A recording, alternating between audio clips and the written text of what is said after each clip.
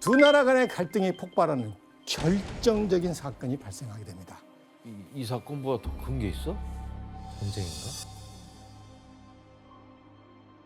뭐야? 침몰했는데 뭐가? 함선이.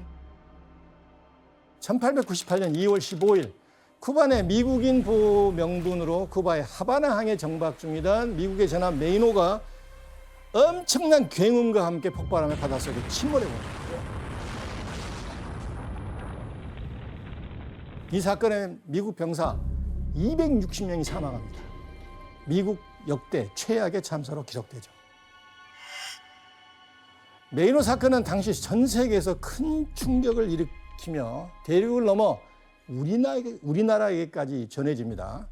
어찌나 화제였던지 대한제국 최초의 호해로 기록됩니다. 독립신문에는 폭발의 정황을 짐작할 수 있는 기사가 실렸는데 어떤 내용인지 규현 씨가 한번 읽어줄래요? 미국 공사관에 오늘 온 전보를 본즉 미국 철갑선 메인이 쿠바 항구 아바나에서 깨졌다고 하였는데 자세한 사연은 말 아니하였으나 수레포나 폭발약이 불행히 터져서 배가 깨졌고 배 위에 관원들과 수병이 죽은 자가 많이 있더라. 이 기사는 미국 공사관에서 온 전보의 내용을 근간으로 쓰여졌습니다. 근데 조선에까지 저 소식이 전할 정도였으면 정말 전 그것도 세계적으로 호해로 이렇게 화제였네요. 알려지게 됩니다. 우와. 교수님 수레나 이 폭약 때문에 폭발한 건 누가 계획적으로 터뜨렸다는 거네요? 예, 그럴 가능성을 배제할 수는 없겠죠. 그래서 미 해군은 즉각 폭발 원인을 알아내기 위해서 조사위원회를 구성합니다. 하지만 침몰한 선반을 조사해야 하기 때문에 오랜 기간의 시간이 필요할 거 아니에요. 그런데 사건 이틀 후에, 불과 이틀 후에 신문에서는 메이노의 폭발 원인이 보도되기 시작합니다. 어떤 보도였는지 혜성 씨가 한번 읽어줄래요? 메인호에서 잠수부가 어뢰 구멍을 발견. 스페인의 배신에 대한 놀라운 증거가 밝혀지다. 스페인 유죄.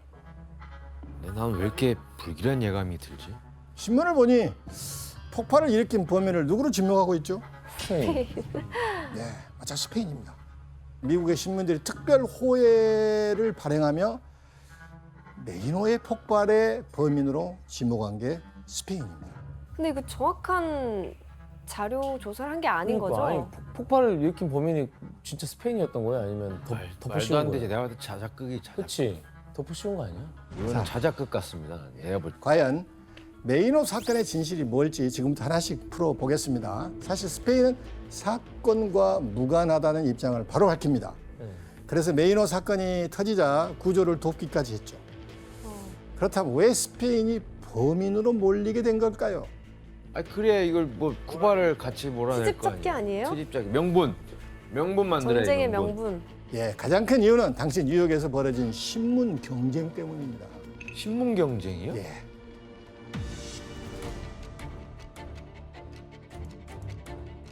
미국에서는 쿠바 대학살로 인해 스페인에 대한 악감정이 드높았고 메이노 사건이 터지자 그 감정을 이용하면 신문이 잘 팔리겠다고 생각을 한 거예요. 뭔가 자극적인 기사 제목이 필요했던 거네요. 바로 그것입니다. 이런 와중에 스페인으로 이제 여론을 몰아가는 굉장히 중요한 이 언론인들이 있었죠. 와, 요즘이랑 언론인의 노벨상이라고 할 수 있는 퓰리처상을 제정한 조셉 퓰리처의 뉴욕 월드와 미국의 신문왕 윌리엄 랜돌프 허스트의 뉴욕 저널이었습니다. 당시 퓰리처와 허스트는 100만 부 확장 이 경쟁을 위해 온갖 방법을 동원합니다. 신문 최초로 스포츠면을 만듭니다. 그리고 칼라로 만화를 연재합니다. 독자의 관심을 끌기 위해서는 모든 걸 다 하죠. 여기에 만족하지 않고 당시 관심사인 쿠바 문제를 다루면서 대중이 쿠바와 스페인에 갖는 감정을 판매율을 높이는 데 이용하기 시작합니다. 아니 그러면 허위 사실을 썼다는 얘기예요, 그렇죠. 언론사가? 그러니까 그냥? 사실이든 아니든 일단 쓰고 보는 아니 거네요. 뭐 정부 지시도 없이 그냥 신문사가 단독으로? 바로 그렇습니다. 가짜 뉴스네요. 그렇습니다. 와, 신문이 그거는 해서는 가 있었다. 신문이 해서는 안 될 과장 보도와 허위 보도까지 하게 되죠. 정확히 알지도 못하면서. 당시만 해도 신문에서는 사진보다는 사파로 소식을 많이 전했는데 그래서 뉴욕 저널의 윌리엄 허스트는 쿠바 현장에 사파과를 보냈는데 이때 사파과에게 한 가지 비밀스러운 제안을 하게 됩니다. 무슨 제안을 했는지 자 지원 씨와 규현 씨가 한번 읽어줄래요? 네. 이상하네. 신문에서 떠드는 것과 달리 쿠바엔 아무런 전쟁이 없는데. 아주 작은 거라도 요만한 거라도 그려보내면 내가 다 알아서 한다니까요. 아니 맹세하건대 요만한 것도 없다니까요. 헤 그러지 말고 자넨 그저 그 그림만 조작해 그려보내. 그 전쟁은 내가 만들 테니까. 네, 들어보니 어때요? 그리고 요즘 왜 그 조회수 올리려고 맞아. 납치성 썸네일 만들고 그런 게 그걸 생각하면 부분에. 정확하고 그 당시는 더 심했습니다.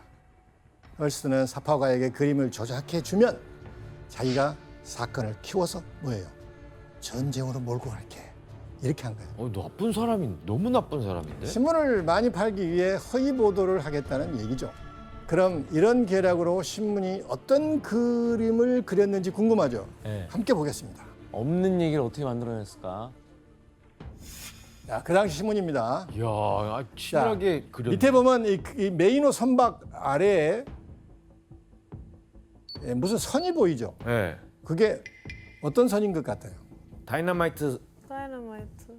예, 비슷합니다. 이 선은 선박 파괴로 이제 연결되는 그런 수중 폭탄이 되는 것입니다. 이런 그림을 여러분이 신문에서 본다면 어떤 생각이 들 것 같아요? 다 믿겠죠, 아이, 당연히. 나쁜 놈들. 예. 저랬다고? 막 이러면서. 감히 우리 미국을 건드려? 아니, 스페인이 갑자기 왜? 막 이러면서 막 궁금증도 있을 거고. 그렇습니다. 메이노의 폭발 원인이 마치 누군가 설치해 놓은 폭탄 때문이라고 느껴지게 되겠죠. 게다가 같은 면에 바로 위에 헤드라인 같이 중앙에 있는 기사가 보이는데 뭐라고 써졌냐면 해군 차관 루즈벨트는 메이노의 폭발이 단순한 사고가 아니라는 것을 확신한다 라는 말이 씌워져 있습니다.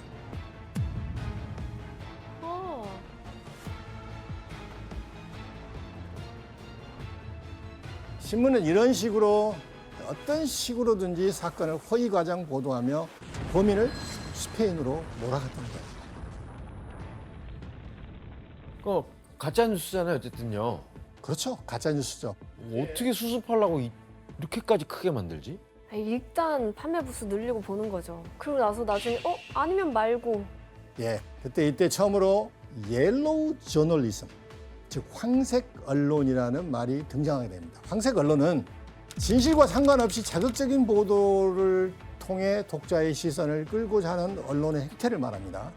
그래서 과도한 신문 경쟁을 비꼬아서 황색 언론이라고 부르기 시작한 것입니다. 이처럼 메이노 사건은 황색 언론이 스페인을 물고 늘어지면서 더욱 과열되어 갔습니다. 스페인의 식민지를 보여줬죠. 전 세계로. 필리핀? 예, 맞습니다. 에? 아, 오만데? 아니 뭔 필리핀 전쟁을 해? 필리핀은 웬 날벼락이야? 의아하죠. 예. 미국 스페인 전쟁의 첫 교전지는 쿠바가 아닌 와. 필리핀의 마닐라만이었습니다. 아니 저기까지 가는 게 힘들었겠다. 가다 지치겠는데? 저 정도 거리 가면은 약간 의지 잃지 않아요? 뭔가 저기서 싸우는 게 더 그만 유리하다고 싸울까? 생각했나? 싸우지 말까 이런 생각 들 텐데. 아니 교수님 쿠바 그러니까 교수님 쿠바가 아니라 저 겁나 먼 저 필리핀에서 왜 벌어진 거예요? 의아하죠. 네. 거기엔 당시 한 인물의 역할이 컸습니다. 사진으로 확인을 해보겠습니다. 이해가 안 가네. 대리. 처음 봐요. 뭘까요? 생전 처음 봐요. 진짜. 훗날 미국의 대통령이 되는 시어로 루즈벨트입니다. 에? 루즈벨트. 루즈벨트 대통령. 여러분이 잘 알고 있는 러시모 산에 조각된 4명의 대통령 중 한 명이기도 합니다. 아까 그 신문 기사에 나왔었잖아요. 루즈벨트. 바로 그렇습니다. 네.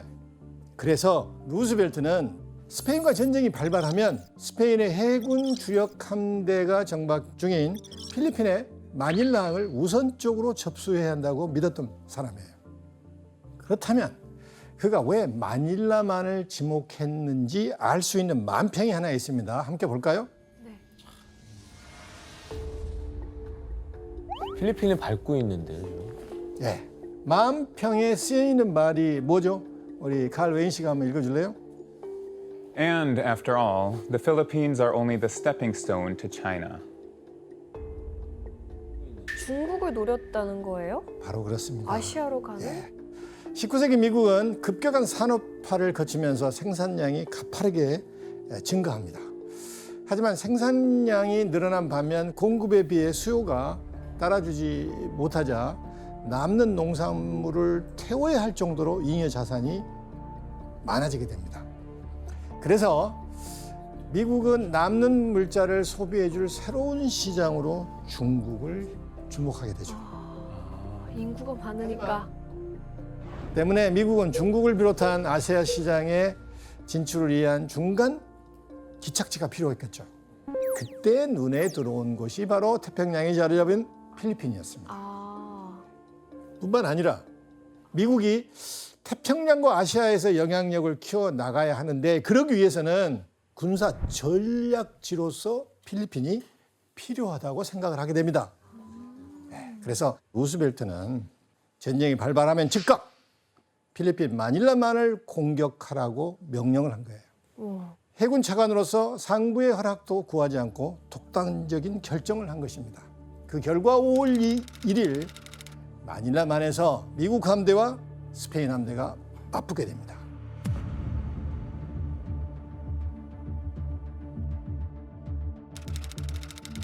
어떤 그림을 보여요? 지금 뭐 미국이 이긴 것 같은데? 대충 그림을 보면 예상이 되죠? 교전을 시작한 지 불과 2시간 만에 대부분의 스페인 함정이 격침되거나 화재가 발생하고 일부는 좌초됩니다. 2시간 만에요? 마닐라만을 단숨에 장악하게 된 미국은 이후 동시다발적으로 스페인의 점령지를 압박해 나가기 시작합니다.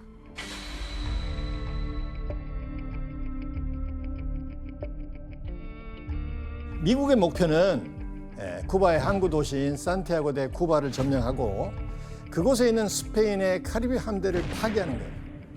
이를 위해 미국은 이 지역을 방어하는 산후안 고지를 차지하기로 합니다. 하지만 이때 예상치 못한 변수가 생겨요. 산후안 고지의 경사가 너무 이게 급격해서 선두 이 부대가 자꾸 주저앉는 거예요. 쉽지 않네. 게다가 지형지물에 능한 스페인군이 고전을 겪고 있는 미국의 보병들을 공격하자 진격이 더욱 어렵게 됩니다. 교수님, 이대로 포기할 미국이 아닐 것 같은데 뭐 플랜 B가 있었나요? 그렇죠. 이제 미국이 고난을 겪는 와중에 또 혜성처럼 등장한 부대가 있습니다. 과연 어떤 부대인지 사진을 보겠습니다. 카우보이 같은데 뭔가? 사진은 이 루스벨트가 해군 차관직을 내려놓고 조직한 의용대 유명한 러프라이더스입니다. 러프라이더라고요? 들어보셨죠? 러프라이더스를 모집하는데 아주 특별한 직종의 사람들을 모았습니다. 누구였을까요? 카우보이. 예, 카우보이들. 카우보이를 투입시켰다고?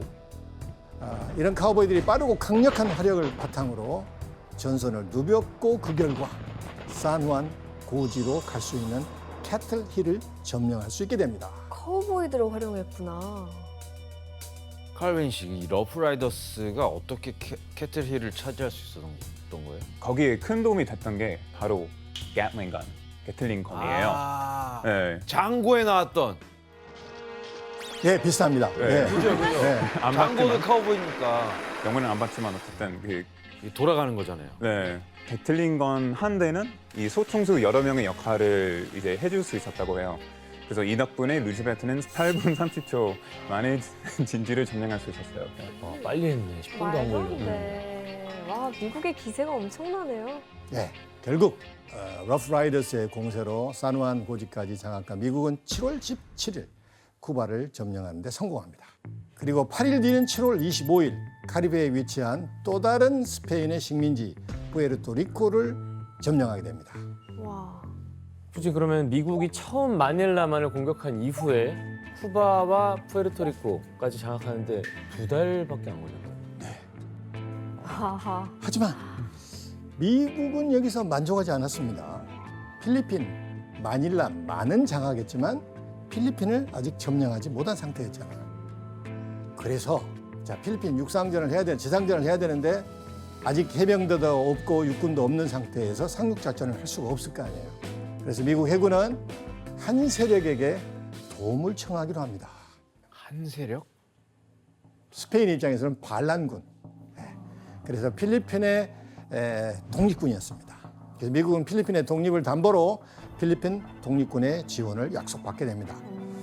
이렇게 병력을 보강한 미국은 스페인을 밀어붙이기 시작하는데 그러자 스페인은 대응할 힘을 잃게 됩니다. 이에 미국은 필리핀에 있는 스페인 총독에게 항복을 제안합니다. 이때 스페인 총독은 어떤 선택을 했을까요?